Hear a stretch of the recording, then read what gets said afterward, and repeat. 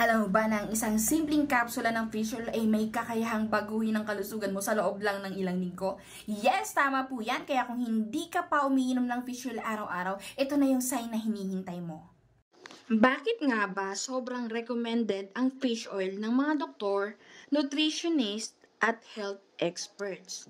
Una, puso mo protektado. Ang omega-3 fatty acids sa fish oil ay tumutulong magpababa ng bad cholesterol at blood pressure. Less risk of heart attack.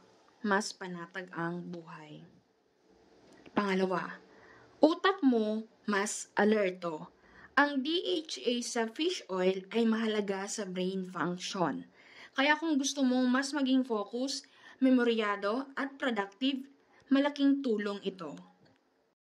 Pangatlo, laban sa pamamaga ng kasu-kasuan. Kung may arthritis ka o madalas sumakit ang tuhod, likod o balikat mo, perfect ang fish oil bilang natural anti-inflammatory. Pang-apat, pangontra sa depression at anxiety. May mga pag-aaral na nagpapakita na ang omega-3 ay may epekto sa mood regulation. Kaya kung minsan feeling mo ay parang low energy ka lagi, subukan mo ito. Pang-5, pampakinis ng balat at pampaganda ng buhok. Alagaan natin ang health habang maaga pa. Kasi ang mahal magkasakit, pero hindi mahal mag-fish oil. Kaya go na! I-check out mo na habang may stocks pa. Huwag nang magdalawang isip pa mga madam ko. I-check out nyo na.